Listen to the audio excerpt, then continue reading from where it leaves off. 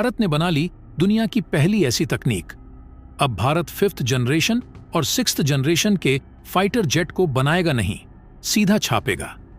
अब चुटकियों में एडवांस से एडवांस हथियार बनकर हो जाएंगे तैयार। भारत बना ऐसा करने वाला दुनिया का पहला देश जो अमेरिका भी नहीं कर सका। भारत के इस कदम से चौंक गई पूरी दुनिया। दोस्तों, जिस फाइटर जेट को बनाने में भारत को काफी समय लग जाता था, जिसकी वजह से दूसरे देशों से फाइटर जेट को इंपोर्ट करना पड़ता था, लेकिन अब भारत दुनिया के एडवांस से एडवांस फाइटर जेट को चुटकियों में छाप देगा। जी हां दोस्तों, आप सही सुन रहे हैं। भारत अब फाइटर जेट को बनाने में अपना समय बर्बाद नहीं करेगा, अब सीधा फाइटर जेट को छाप देगा। अब भारत को जिस भी हथियार की जरूरत होगी उसे चुटकियों में छापकर तुरंत इस्तेमाल करने लायक बना लेगा। और दोस्तों, आपको बता दें, भारत के इस कदम से चीन, अमेरिका और रूस हर जगह भूचाल आ गया है। पूरी दुनिया हैरान है कि जो कोई नहीं कर सका उसे भारत ये कैसे कर दिखाया। तो दोस्तों, पूरी खबर क्या है जानेंगे इस वीडियो में। साथ ही साथ एक दूसरी खबर भी है जो भारत के पड़ोसी देश बांग्लादेश और भारत के संबंधों से जुड़ी हुई है। तो दोस्तों, दोनों खबर आपको इस वीडियो में बताएंगे। दोनों खबर काफी इंपॉर्टेंट है, सभी को जानना बेहद जरूरी है। लेकिन उससे पहले भारत के इस कामयाबी के लिए इस वीडियो पर एक लाइक तो बनता है।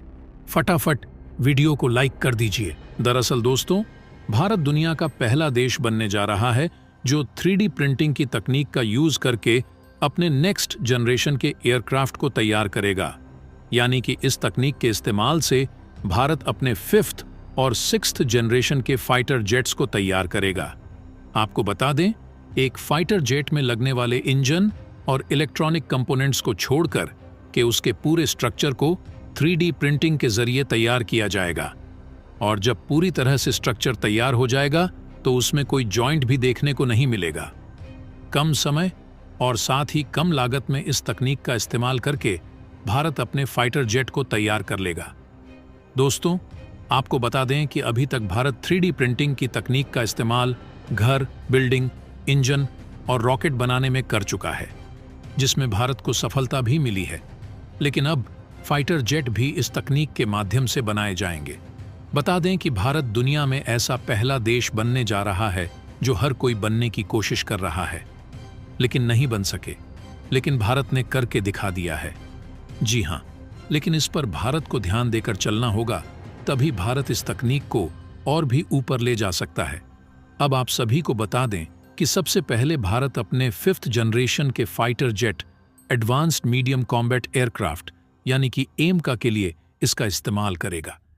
3D प्रिंटिंग के जरिए यह एडवांस्ड मीडियम कॉम्बैट एयरक्राफ्ट आसानी से तैयार हो जाएगा।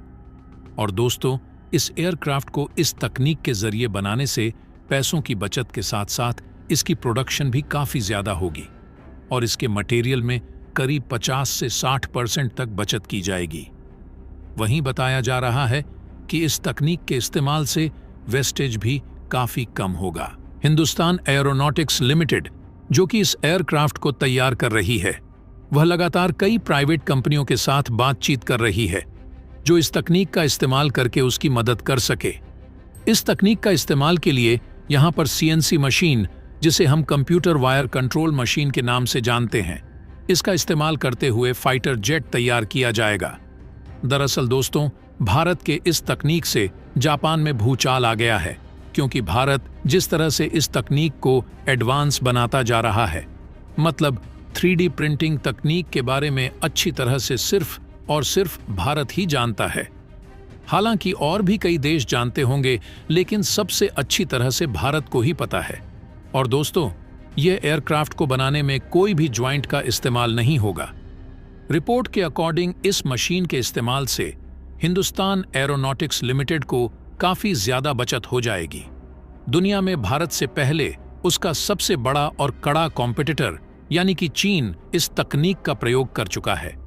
हालांकि चीन इस तकनीक के इस्तेमाल में सफलता को हासिल नहीं कर पाया था।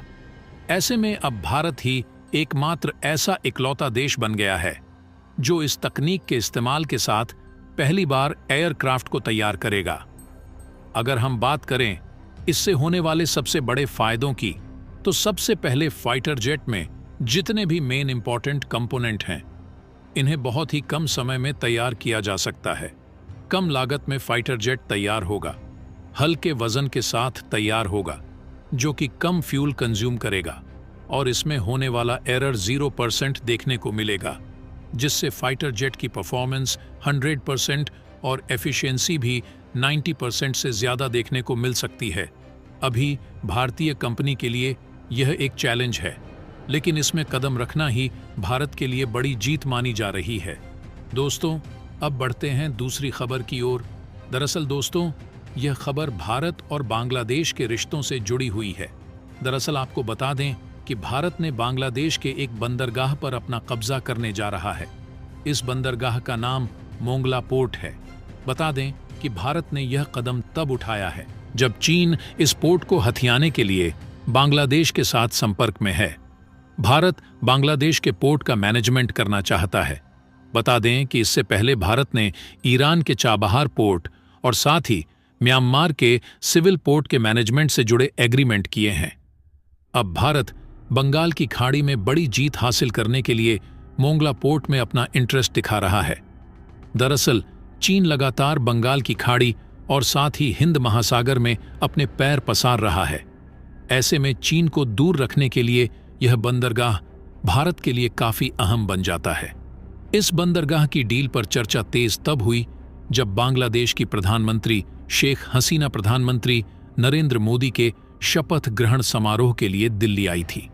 बता दें कि उस दौरान भी इस पोर्ट को लेकर चर्चा हुई थी।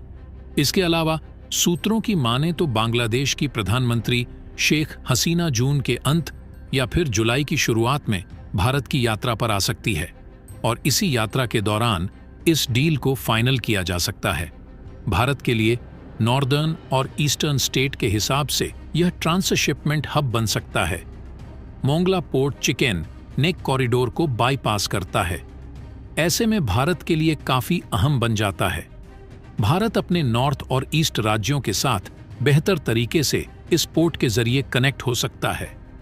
भारत में इंडिया पोर्ट ग्लोबल लिमिटेड के एक डेलीगेशन ने पहले ही बांग्लादेश के इस बंदरगाह पर जाकर इसका आकलन भी किया था और बातचीत लगातार जारी है। बता दें कि पोर्ट पर भी लगातार कंटेनर और कार्गो शिप आते हैं। ऐसे में वहां के ऑपरेशन के लिए बांग्लादेश की शिप अथॉरिटी बढ़ते शिपमेंट और कार्गो शिप के मैनेजमेंट की जिम्मेदारी भारत को दे सकती है। आपको बता दें कि भारत बंगाल की खाड़ी में रणनीतिक तौर